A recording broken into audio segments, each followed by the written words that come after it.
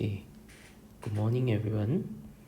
Okay, here's a video recording to go through some selected questions from mid-year exam 2022. Okay, I'm going to start with question number 2. Question number 1 I think is quite straightforward, so I'll skip it. But if you have questions to ask me regarding question 1. Okay, so for question 2, the following reactions are redox reactions. So first part, you are required to identify the oxidizing agent and the reducing agent. So for an oxidizing agent, itself is reduced and oxidize others. On the other hand, for your reducing agent, itself is oxidized and it reduces others. So let's calculate the oxidation state. Okay, so usually I'll assign the hydrogen as +1 if it's with a non-metal.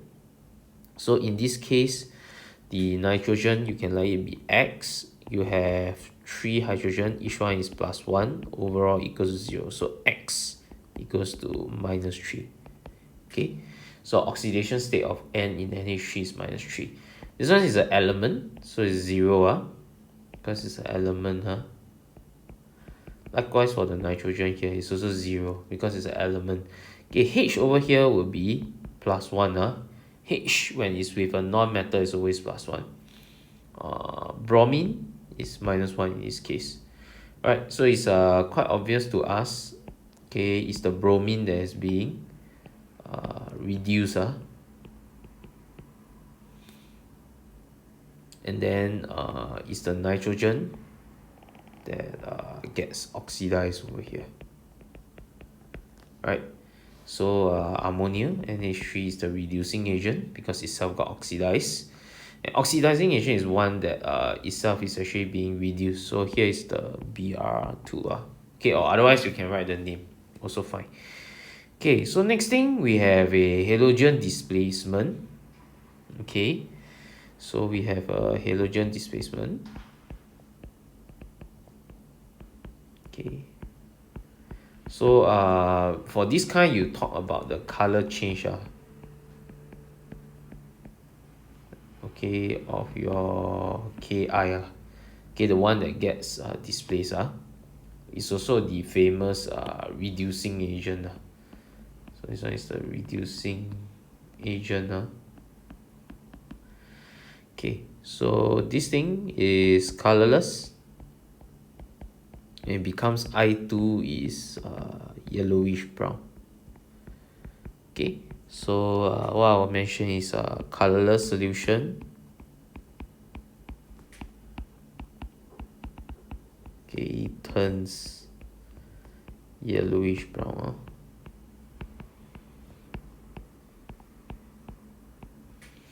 Okay, then for the next question, state which substance is oxidized and give a reason for your answer in terms of the oxidation state. Alright, so the substance that is being oxidized in this case is actually your potassium iodide. Okay, because it's quite obvious, oxidation state of the I here is -1, this is 0. Right, okay, so maybe let me make it neater. So here is -1, here is 0. So it's very obvious this is the one being oxidized. So your Ki, reason in terms of oxidation state. So I will mention this. The oxidation state of your I increases from, okay, the format is this way. Okay, so here you put the oxidation state, here you put the reactant, then this one you put the final oxidation state in the product. Right, so it's -1 in Ki to 0 in I2. Right, okay, so yeah, here's for the first question of the day. Okay, moving on, I'll go into the mole calculation question. Okay, so this one in 75 centimeter cube of aqueous solution, there's 15.3 grams of magnesium chloride. Okay, so you are given the volume, you are given the mass. Okay, so next thing you're supposed to calculate concentration of the solution in gram per dm cube. So you use mass over volume. 15.3 divided by 75 over 1000 because converting to dm cube so this one will give me 204 gram per dm cube right. Okay, next thing, if I want to convert mole per dm cube, gram per dm cube to mole per dm cube, I just have to take this divided by the mr. So 204 divided by 95. Okay, so mr of MgCl2,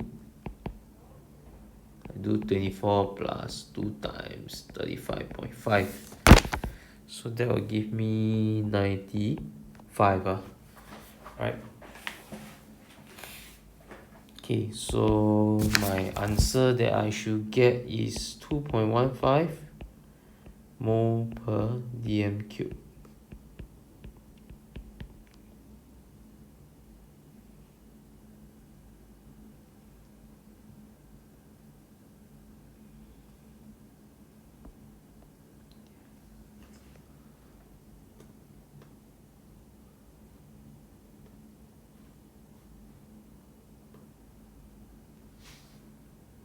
Okay, so some indigestion tablets are containing magnesium carbonate that helps to neutralize excess dilute hydrochloric acid in the stomach. So following shows the reaction between magnesium carbonate and dilute hydrochloric acid. Alright, okay, so calculate the number of moles of the dilute hydrochloric acid present in 100 centimeter cube of 0.1 mole. Okay, so this one, you're given two information. One is the volume, the other one is the concentration that you can use to calculate the number of moles of the acid. Okay, so concentration is 0.1. Volume must convert to dm cube. Okay, so this one in dm cube always. Alright, so for this I should get 0.01 mole. Okay, right. Okay, next thing, calculate the number of moles of magnesium carbonate. Okay, so the ratio of magnesium carbonate to HCl is 1:2. So number of mole of my MgCO3 I just simply divide by 2 Okay, so this is quite okay so far, I hope. Okay, and then finally the volume of carbon dioxide produced in the neutralization. Okay, let's have a look.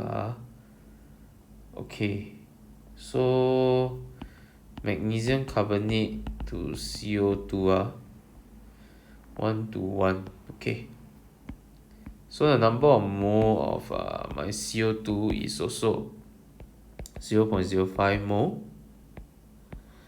Then I can calculate volume of CO2 by taking mole multiplied by 24.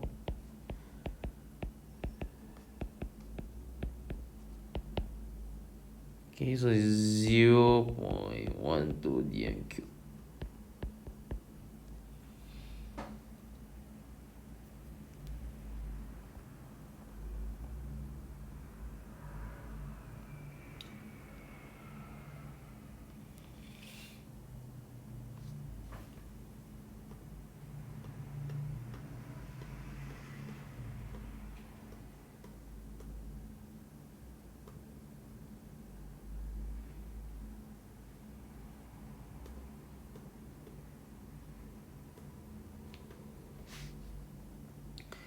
Alright, okay, so for the next part, you must use your answer in part 2 to calculate the number of indigestion tablets needed to neutralize the acidic solution.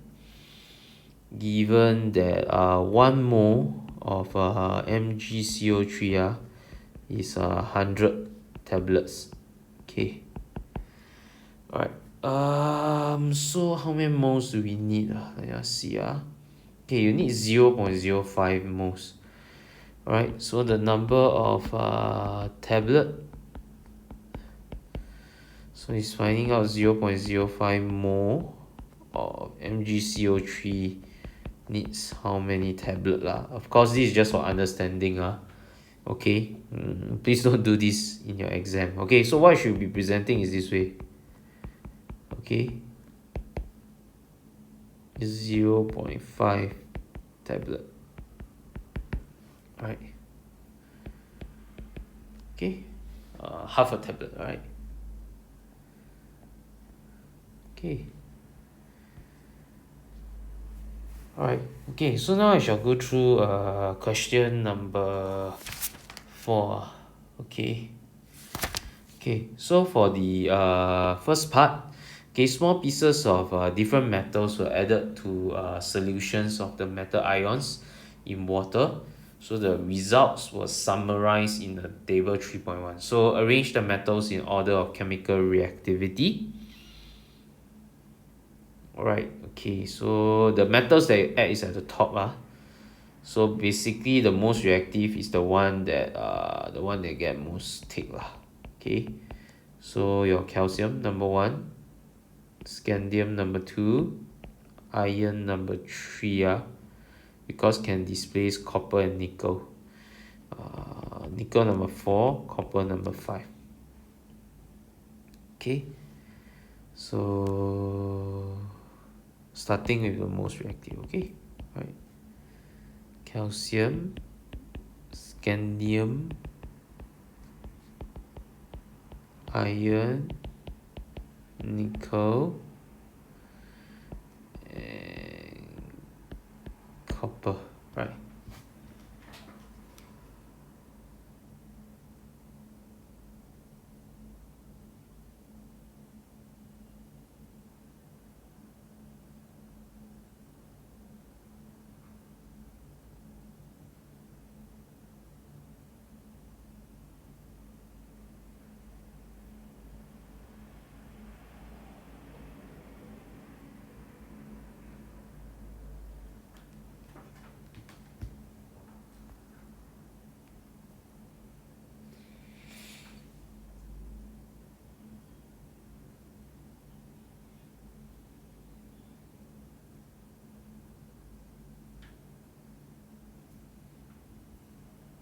Okay, let's go to B part 1. So the table 3.2 lists the reaction of some metals with cold water and steam. Put a tick if a reaction takes place and a cross if not. Okay, so this one you can refer to the summary notes. Okay, this particular page on metals earlier on. Let me hunt for it. Okay, over here. Yeah. Alright. So magnesium and zinc. Alright. So magnesium we react with both cold water and steam. But zinc just the steam. Alright. Okay. So let me going back. So magnesium is both. Zinc is just with steam, not cold water. Yeah. Okay. Okay, so this one refer to your summary notes. Alright, which page is it? Page 28 of your summary notes. Yeah. Okay, so this one refer to page 28 summary notes. Okay. Okay, next thing. You're asked what happens okay, when calcium reacts with cold water and steam. So calcium will react with both. Okay, if you react with cold water, you get calcium hydroxide. If you react with steam, you get calcium oxide. That's the difference. In both cases, you get hydrogen. Alright, okay. So similarity is that in both reactions,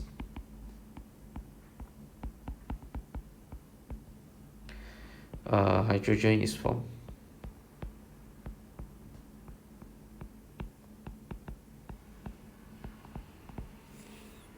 Okay, in the difference, calcium hydroxide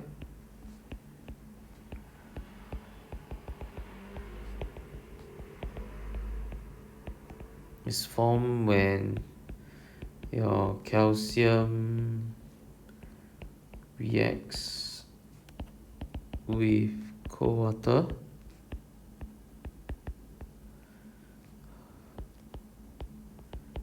Wow, your calcium oxide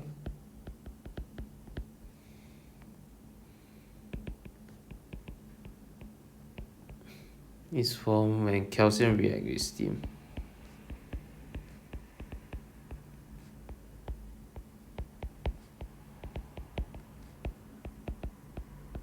Right.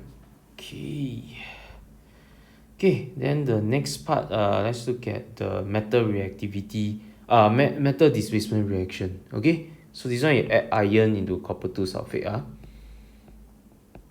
You are talking about metal displacement reaction. Okay, alright.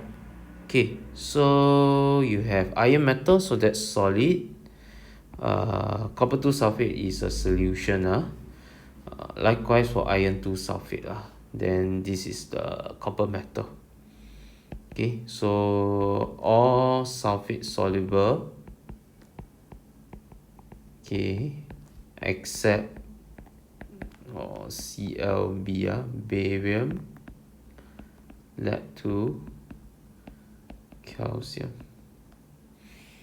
So observation wise, there's two things. Okay, one thing is this regarding this is a reddish brown solid. And the other one is change in color of the solution. Copper 2 is blue, this is green. Alright, okay, so blue solution turns green. Then number 2 is to have reddish brown solid.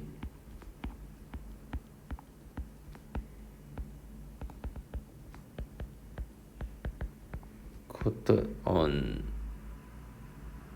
iron metal. Okay. How can you conclude is that in this case, iron, very straightforward, just say iron is more reactive than copper. Okay, then we are done. Alright.